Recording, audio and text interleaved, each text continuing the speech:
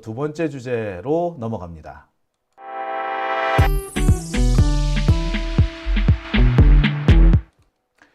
자, 오밤중의 뉴스 함께하고 계십니다.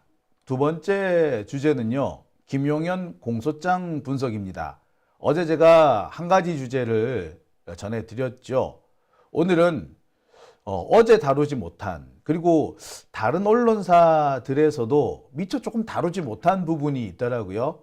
자, 그 내용을 좀 준비해봤습니다. 윤석열이가 김용현한테 묻습니다. 계엄 준비됐냐? 김용현은 조용히 무언가를 내밀죠. 뭐? 계엄 선포문. 대단합니다. 부부지간이면 부창부수라고 해야 될 것 같아요. 그죠? 준비됐나? 라고 하니까 대답 대신 준비했습니다. 짠! 이거 아니야.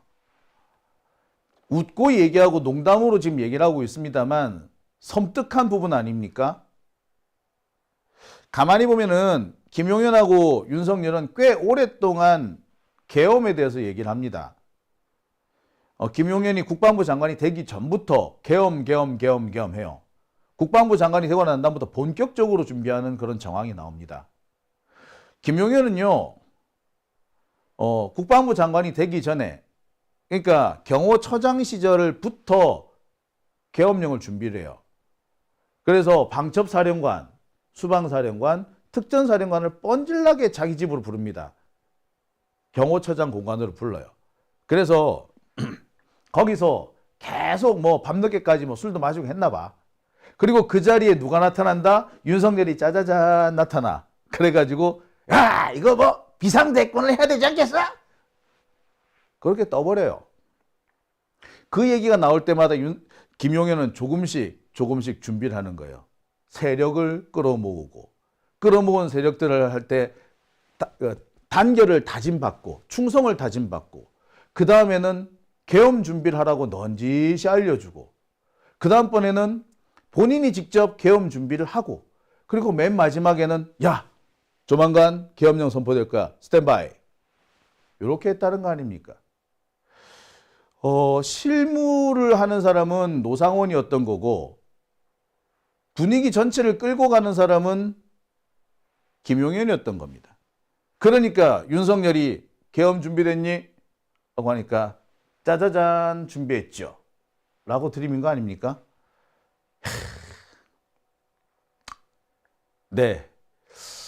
다른 언론사들, 그러니까 김용현 공소장을 분석하고 있는 다른 언론사들에서도 이 부분까지는 미처 살펴보지 못한 부분인 것 같아서 제가 두 번째 주제로 준비해 봤습니다. 제가 공소장 보면서 혼자서 혀를 차는 때가 참 많아요. 아이고, 특히 김용현을 보면서 정말 화가 많이 났습니다. 계엄령 선포하려고 하는 거 아니에요? 라고 여러 차례 묻죠. 뻔뻔스럽게 아니다. 만약에 계엄령 선포되면 내가 맡겠다. 이렇게 얘기해 놓고서는 딱 자기 집에 들어가서 뭐 하는 줄 알아? 아이 새끼들 말이야. 야, 준비도 빨리 해야겠다 하면서 또 박차를 가합니다. 그런 모습이 공공연히 드러나고 있는데, 그 장면들이 이렇게 공소장에 막 드러나요. 상당히 많이 요약이 되어 있는데, 요약되는 장면을 보면서도 저는 아찔하다라는 생각이 듭니다. 그 내용들이 김용현 공소장에 들어있죠. 물론 김용현 공소장의 핵심적인 내용은 다 윤석열이에요. 솔직히 말하자면 주어는 윤석열이었어. 김용현은 거들 뿐이었어. 수시로 윤석열에 대한 얘기를 하는데, 그러니까 윤석열이가 계엄에 대한 얘기를 주구장창 얘기를 합니다. 그 주구장창 얘기를 할 때마다 김용현은 뭔가 준비를 또 한 거지. 와, 반역자와 반역자에게 아주 충실한 반역자의 개라고 해야 될까요? 마치 검사 시절에 윤석열과 한동훈을 보는 듯 했습니다. 그때도 그랬거든. 윤석열이가 뭐 이렇게 해야 되지 않겠어? 밑도 끝도 없이 얘기를 하면 한동훈이가 그걸 다 만들어놔. 그래서 지금까지 그 관계가 이어져 온 거잖아요. 하여튼 그래 놓고선 또 갑자기 또 한동훈 잡아 죽이라고 하는 것도 뭐야, 그치? 참, 이렇게 보면은 윤석열도 보면, 야비한 인간이야. 의리라고는 요만큼도 없는 거지. 지가 그 말 잘 들을 때는 부하고 동생이고 지 말 조금이라도 어긋나면은 가차없이 날려버리는 냉혈한이죠. 이쯤 되면 냉혈한. 이 김용현 공소장에서도 군데군데 그런 장면이 등장합니다.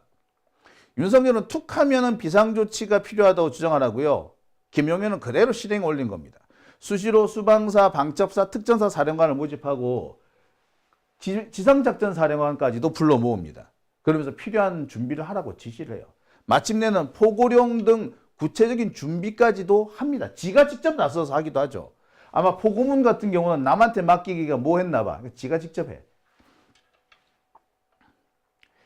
이런 상황은 작년 3월, 벌써 작년이 됐네요. 2024년 3월부터 시작이 됩니다. 물론 그 이전에도 흐름이 있었던 걸로 보입니다. 2023년 한 10월경부터는 거론을 시작을 한 것 같아요. 딱 그 무렵이 어디냐면 최상병 사건이 불거지기 시작하는 그 시점이에요. 최상병 사건에 최상병의 죽음에 억울한 부분이 있다. 그리고 그 당시 해병사령관, 이 해병사령관 해병대 해병 1사단장 임성근 사단장을 뭐 구명하는 과정에서 윤석열이가 막 경로를 했고 어쩌고 막 하는 부분이 있는데 딱 그 시기랑 겹칩니다. 그때부터 슬슬 거론이 되기 시작을 하다가 본격적인 거론은 2024년 3월부터입니다. 2023년 3월 말 혹은 4월 초 무렵에 삼청동 안가, 왜 이번에 그 왜 5명 모였다는 데 있잖아요. 김주현이랑 박성재, 뭐 이상민, 그다음에 이완규 이렇게 하고 또 한 사람, 이렇게 5명이 모였다는 바로 그 안가. 그 안가에서 실은 맨 처음 누가 모였느냐? 신원식 당시 국방부 장관, 조태용 국정원장, 여인영 방첩사령관, 곽종근 특전사령관, 이진우 수방사령관, 이런 사람들이 처음 모여요. 이렇게. 그 전부터 이렇게 슬슬 이렇게 세력들을 끌어모으고 있다가 이때부터 한 자리 딱 끌어모은 거야. 신원식은 계엄령에 참여 안 한 걸로 나와 있습니다만 알고는 있었던 것 같죠.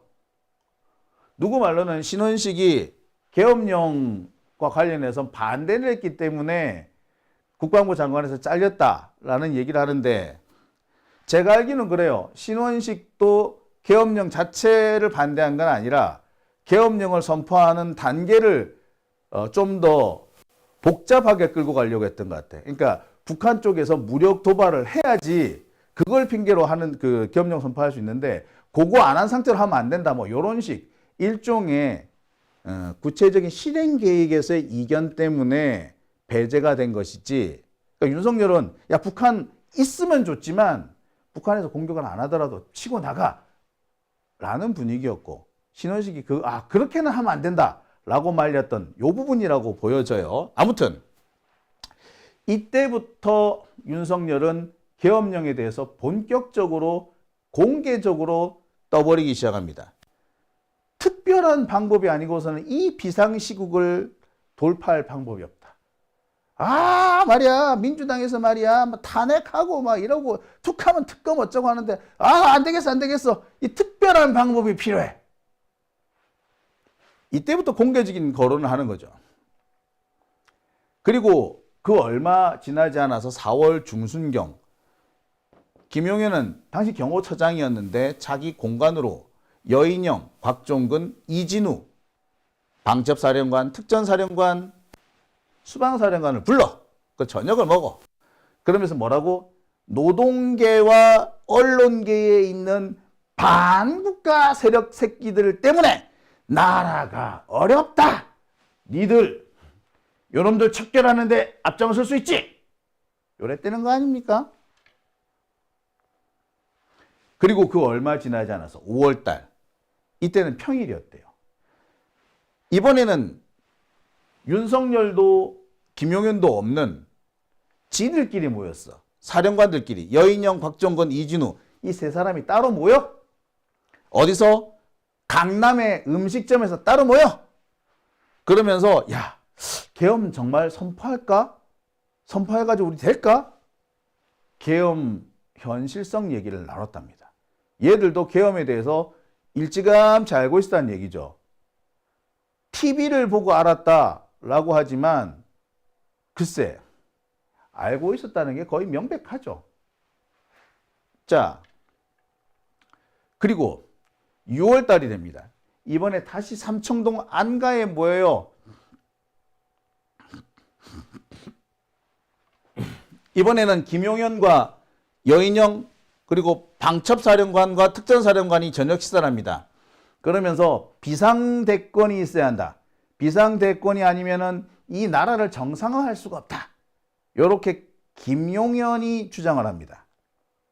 그리고 곧이어서 이번에는 김용현, 여인영, 곽정곤, 이진우, 그 다음에 강호필, 윤석열까지 다 모여요. 삼청동 안가에서 윤석열, 김용현, 여인영, 곽정곤, 이진우, 강호필. 강호필은 누구냐면 당시 지상작전사령관이었어요. 작전사령관. 작전사령관까지 포함됐으니까 이제 다 있는 거네. 우리 군, 특히 육군에 있어서 병력을 좌우할 수 있는, 주요 병력을 좌우할 수 있는 사람들 여기 다 모인 거예요. 강호필은 지상작전사령관이니까 경기도와 강원도 전방에 있는 군대를 끌어올 수 있는 사람이 강호필이죠. 이진우 수방사령관입니다. 수도권에 있는 부대 다 끌고 올 수 있어요. 유사시 서울 근교에 있는 부대를 끌어올 수 있는데 이때 끌어올 수 있는 부대 중에 뭐가 있다? 예, 제7기동군단에 속해 있는 전차부대를 끌고 올 수 있습니다. 우리가 보통 수도기계화사단이라고 하죠. 수도사단을 끌고 올 수 있는 게 이진우예요. 곽종건 특전사령관. 우리 군에서 실병력을 가장 많이 가지고 있고 전투력이 가장 센 부대들만 모여있는 데가 여긴 겁니다. 얘네들이 윤석열과 밥을 먹으면서 그랬어. 충성을 다 바칠 4명의 장군들입니다. 라고 했대. 아, 씨발 새끼들. 이미 이때부터 계엄령은 준비가 끝나 있던 거지. 8월 달에 이번에는 대통령 관저입니다. 김용현과 여인영이 윤석열과 만나. 그러면서 민주노총, 그 다음에 야당 정치인, 이놈들 때문에 안 되겠어. 현재의 사법체제 가지고는 도저히 안 될 것 같으니까 비상대권이 필요해. 라고 윤석열이 얘기를 하고 김용현, 여인영, 기타 참석자들이 맞습니다, 대통령님! 이랬다는 겁니다. 야, 이놈들. 그리고 그 얼마 지나지 않아서 10월 1일 국군의 날 행사가 끝난 뒤에 이번에 역시 대통령 관저에서 만납니다. 윤석열, 김용현, 수방사령관, 방첩사령관, 특전사령관 다 불러와. 그래서 뭐라 그런다? 좌익 세력을 척결해야 돼. 그러기 위해서는 비상대권이 필요해. 비상대권? 예, 바로 계엄령을 말하는 겁니다. 원래 비상대권이라 하면 계엄령과 긴급명령권, 긴급재정명령권 및 처분권 등을 다 포함하는 겁니다. 그런데 대체로 이들 다 통틀죠. 그래서 비상대권이라고 그럽니다. 학자들에 따라서는 계엄선포권 외에 그 전쟁선포권, 선전포고권이죠. 선전포고권과 휴전을 할 수 있는 권한, 그 다음에 강화 권한, 종전 권한도 비상대권에 포함시키는 분들도 계십니다. 아무튼 비상대권을 해야 되겠다. 좌익 세력을 척결하기 위해서. 이때가 언제? 국군의 날. 사실상 윤석열이 자기 입 밖으로 쿠데타, 계엄령을 꺼내기 시작한 지 1년 만에 거의 준비가 마무리된 거지. 그러면서 좌익 세력 척결을 위해서 비상대권이 필요하다! 와! 라고 했던 겁니다. 이때가 사실상 출정식이나 다름없었던 거죠. 대통령 관저에다 참 모아놓고. 이때는 이미 김용현이 국방부 장관이 돼 있는 상태였어요. 8월 초순부터 김용현이 국방부 장관이 돼 있는 상태였던 거죠. 이때부터는 본격적으로 시작이 됩니다. 그리고 11월 9일 날 김용현이 장관 공간으로 수방사, 방첩사, 특전사를 불러요. 그리고 그 자리에 윤석열도 참가합니다. 김용현이 묻죠. 야, 계엄 선포하면 어떻게 할 거야? 야, 수방사령관 니부터 얘기해봐. 특전사령관 니는 어떻게 할 거야? 네, 출동 태세를 완비하겠습니다. 네, 이미 이때 계엄할 거야. 준비해. 뭐 해야 되는지 알지? 라고 다짐을 받던 때죠. 이미 이때부터는 계엄령이 본격화되는 때였습니다. 우리도 이때쯤 다들 이상한 낌새들을 느끼고 있었죠. 북한의 무인기가 날아가고 하는 그 시점 바로 그 직후예요. 이때를 전후로 해서 명태균 파동이 본격화됩니다. 윤석열의 육성이 공개되고 할 그 무렵이죠. 윤석열로서는 아마 바짝 쫄 수밖에 없는 때였던 것 같습니다. 그리고 12월 24일 윤석열이가 김용현을 불러서 말합니다. 국회가 폐악질을 하고 있어서 비상대책이 필요하다. 김용현이 네, 그럼요. 준비하겠습니다. 그리고 11월 30일 김용현은 여인영에게 전화합니다. 야, 조만간 계엄령이 선포될 거야. 준비해. 그리고 대망의 12월 1일 계엄령 선포 이틀 전이죠. 윤석열이가 김용현을 불러서 이렇게 얘기를 합니다.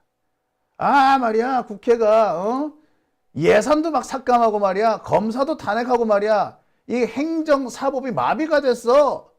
이대로 가면 나라가 망해. 비상대책을 강구해야 되겠어. 야, 김용현이 계엄하려면 병력동원 어떻게 해야 돼? 또 필요한 거 없어? 이제 대놓고 묻기 시작하는 거지. 그러자 김용현이 이렇게 대답합니다. 한 병력은 최대 2만에서 3만이 필요하고요. 그게 다 동원이 당장이 안 된다면은 수방사나 특전사 병력 3천에서 한 5천 명 정도가 필요합니다. 그리고 대국민 담화문 포고령이 필요합니다. 수방사와 특전사 병력 3천에서 5천 명. 최종적으로 동원됐던 인력들을 다 통틀어 보면 이 말이 맞는 거지. 수방사와 특전사 병력.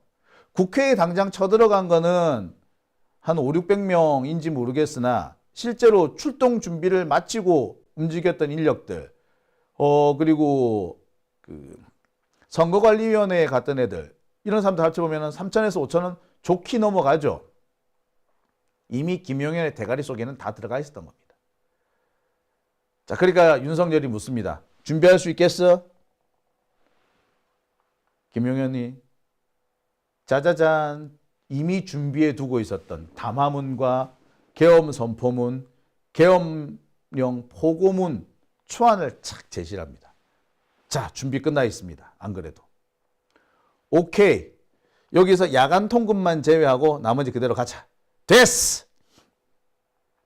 이걸로 준비가 끝난 거죠. 그러니까 11월 하순, 11월 9일, 11월 24일 윤석열이가 핏대 벅벅 올리면서 비상대권이 필요해! 라고 소리를 지르니까 김용현은 그때부터 이미 준비를 마치고 있었던 거지. 여기저기 전화해서 야, 준비해. 야, 준비해. 며칠 뒤에 계엄령 선포될 거야. 준비해. 심지어는 어떻게 한다? 직접 윤석열이 전화 걸어서 야, 내일 모레 터지니까 준비해! 라고까지 하죠. 정말 놀라운 부분은 이 부분입니다. 윤석열이가 준비할 수 있겠어? 라고 하니까 준비할 수 있습니다가 아니라 준비됐죠. 다 해놨어요, 이미. 떡 내미는 거죠. 그러면서 12월 3일이 D-Day가 된 겁니다. 놀랍죠?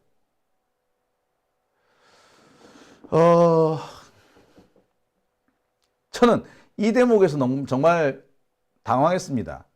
그러니까 윤석열이가 대놓고 야, 계엄령 준비해 라고 한 거는 12월 1일인 거예요. 그전에는 계엄령이 필요해 분위기만 막 이렇게 얘기한 거야. 그랬는데 김용현은 알아서 착착 준비해 왔던 거지. 사람들 끌어모으고 집단에 담화문까지 다 만들어 놓고 했던 거야. 그때 이미 다 준비가 끝나 있었던 거야. 그래서 윤석열이가 준비할 수 있겠냐? 준비할 수 있습니다. 언제까지 준비하겠습니다가 아니라 준비 다 끝났어요. 오케이, 가자! 이렇게 한 겁니다.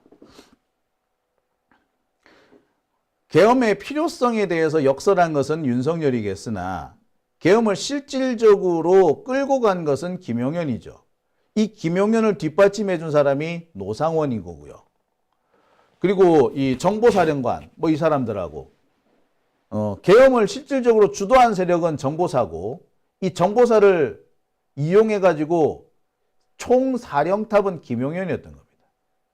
윤석열은 역시 이번에도 지가 특별히 뭐 한 건 없어. 핏대만 막 올리는 거야. 해야 된다고 막. 과거 검사 시절의 윤석열하고 똑같아요. 과거 검사 시절의 윤석열도 지는 특별한 거 안 해. 핏대만 막 올려. 그럼 한동훈이 막 준비하는 거야. 한동훈하고 저기 뭐 박찬호 이런 사람들. 야, 이 김용현이 국방부에서 윤석열 정부에서 한동훈 역할을 해준 거지. 그러니까 윤석열이 과감하게 한동훈을 죽이라고 한 거야.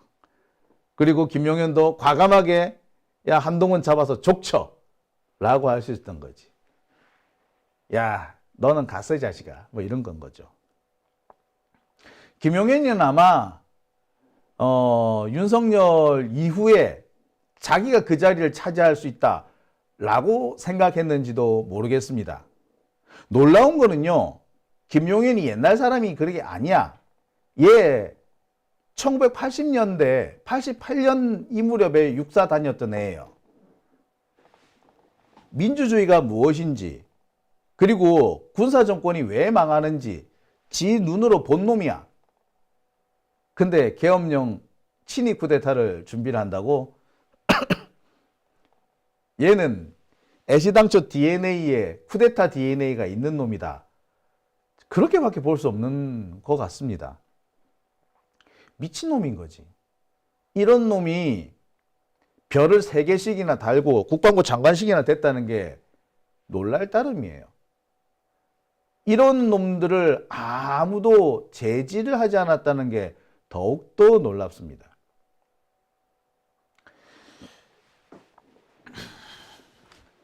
육사에서 내란 사범, 쿠데타 세력들을 배출했다. 육사는 쿠데타 준비학교 뭐 이런 얘기가 나오고 있는데요. 참 진짜 DNA에 있는 것 같아요. 권력욕이라는 거 이렇게 무섭습니다. 군인이 권력욕을 가지면 군대를 동원할 수 있다는 게 아찔하네요.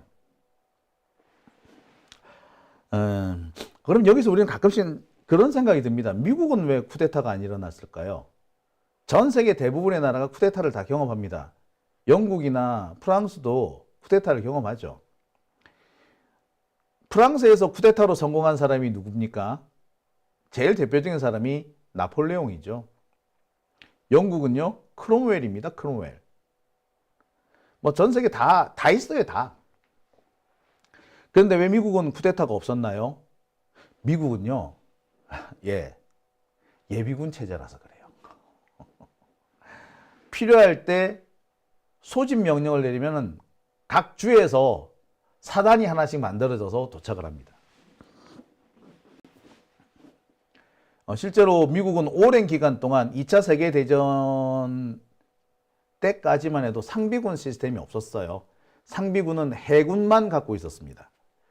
해군만 가지고 조금 안 되니까 해병대까지는 이제 상비군 시스템을 갖고 있었는데 해병대도 사단 하나밖에 없었어요. 그러니까 그리고 각 주마다 예비군이 있긴 한데 주 방위군은 주지사가 동원할 수 있거든요. 그러니까 상비군이 없으니까 쿠데타가 안 일어나는 거지.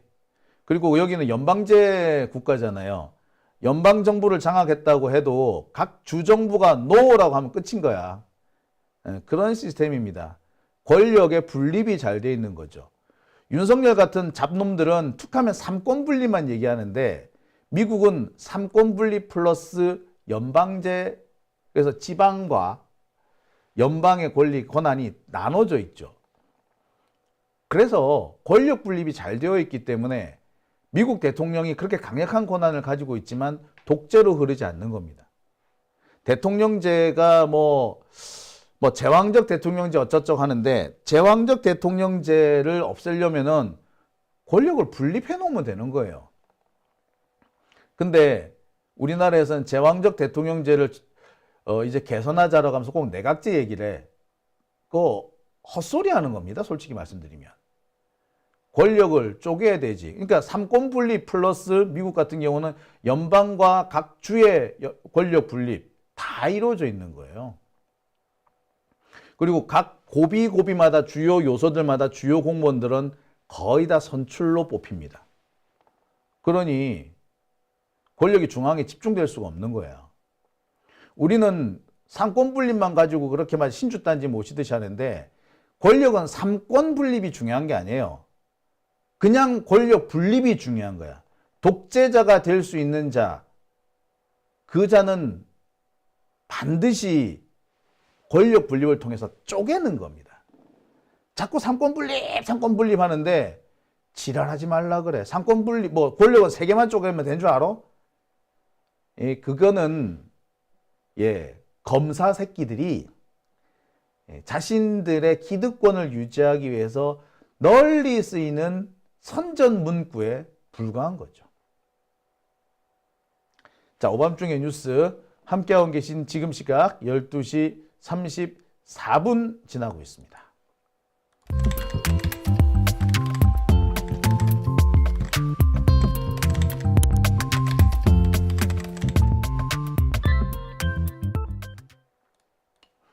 자, 오밤중